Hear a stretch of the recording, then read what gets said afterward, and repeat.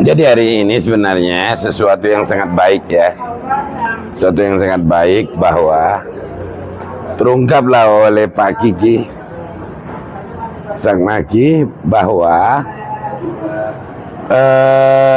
rekomendasi dari Komnas HAM, PPHAM, tidak ada peristiwa 6566. Tapi kenapa di dalam Kepres itu masuk? Di dalam pidato Presiden masuk. Nah itu membuat tanda tanya. Jadi bukti bagi kita. Soal Impres nomor 2 dan Kepres nomor 17, kenapa kita ajukan judicial review? Karena ini masalah komunis. Komunis ini sangat berbahaya. Berbahaya buat negara, yaitu ideologi negara. Karena komunis ini permainannya darah. Bukan menang atau kalah, tapi darah. Di mana-mana kejadian soal komunis itu darah mainannya, pembunuhan. Nah disitulah kita Impres ini sudah ditetapkan juga majelis hakimnya. Kita minta supaya Mahkamah Agung menyidangkan perkara ini secara terbuka umum. Kita ngajukan ahli juga, begitu. Tapi sampai sekarang surat kita belum dapat tanggapan dari Mahkamah Agung, begitu. Padahal udah berbulan-bulan Bang ya? Sudah berbulan-bulan saya nyurat di Mahkamah Agung, sudah terdaftar, tapi belum ada tanggapan juga soal sidang offline. Maksudnya kita sidang langsung di sana.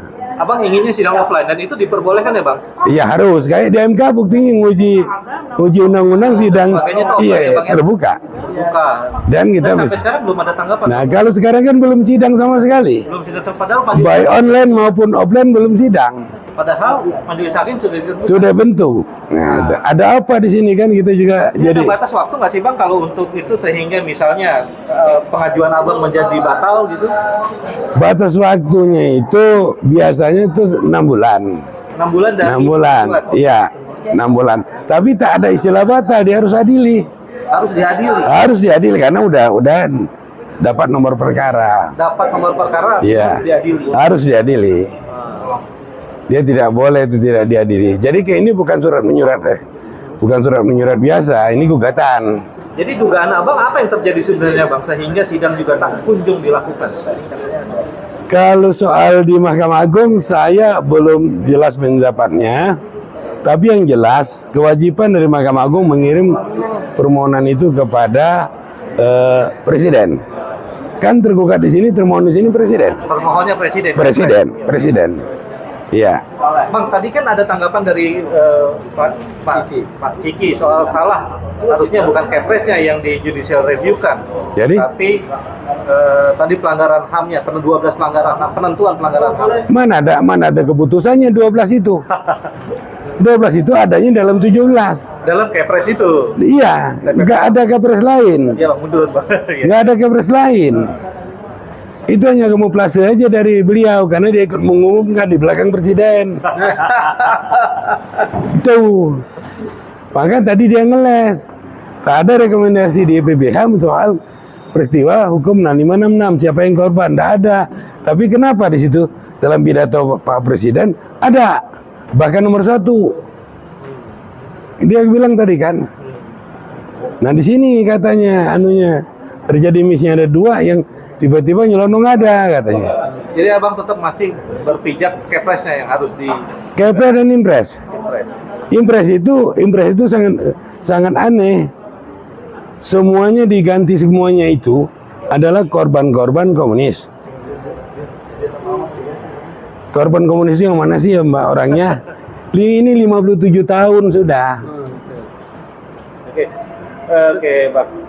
Saya mungkin tanya sedikit mengenai pelanggaran tadi kan ada disampaikan 12 pelanggaran HAM itu. Iya. Ya kan, yang pandangan Abang seperti apa ini? Yang saya gugat hanya 1.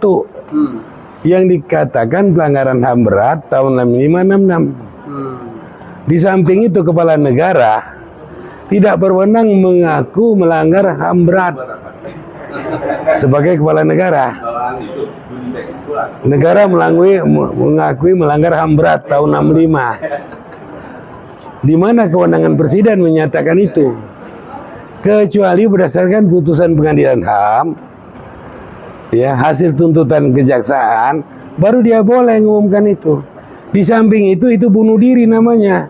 Mengumumkan Republik Indonesia melanggar HAM berat tahun 65 ke dunia. Itu bunuh diri, Bang. Bunuh diri. Ini pernyataan bunuh diri kalau presiden negara mengakui bagaimana negara ada pelanggaran HAM berat tahun 65 terhadap orang-orang yang dituduh komunis. Tahun 65, 57 tahun yang lalu. Nah, sekarang baru diakui presiden. Presiden sebelumnya tak ada yang pernah mengakui itu pelanggaran HAM berat. Karena apa? Ada peradilan mahkamah militer. Dulu. Mahmiluk, mahkamah militer luar biasa. Ketuanya Ali Said, diadili semua itu. Kalau lewat peradilan bukan pelanggaran HAM berat. Ini, nah sekarang kita bunuh diri, mengakui ada negara kita melanggar HAM berat tahun 65 terhadap orang-orang yang dituduh komunis. Apa yang terjadi? Ini merugikan bangsa. Kalau negara mengakui berarti termasuk saya ikut mengakui, karena arti negara ada pemerintah berdaulat, ada rakyat, ada wilayah. Itulah disebut negara. Hilang satu bukan negara. Jadi kalau presiden nak mengakui itu, silakan atas nama pemerintah saja, jangan atas nama negara. Kalau atas nama negara termasuk saya berarti mengakui juga. Itu.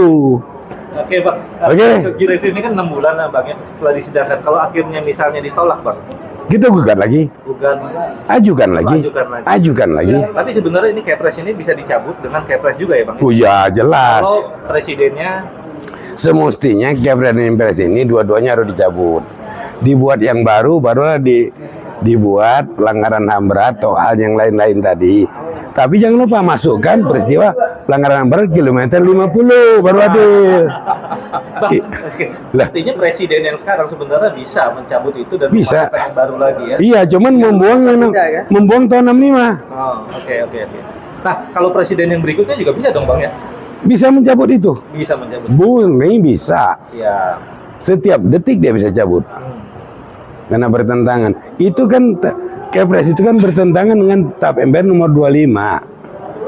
Nomor 25 komunis itu menunjukkan partai terlarang. Di sini dikatakan sebagai korban. Gimana tuh? Oke Bang, berarti kita tunggu sidangnya aja ya? Iya. Sama ya? Iya, ini tak akan berakhir kalau memang tak ada keputusan. Di Korea kita bikin gugatan lagi. Oke, Bang. Oke, makasih.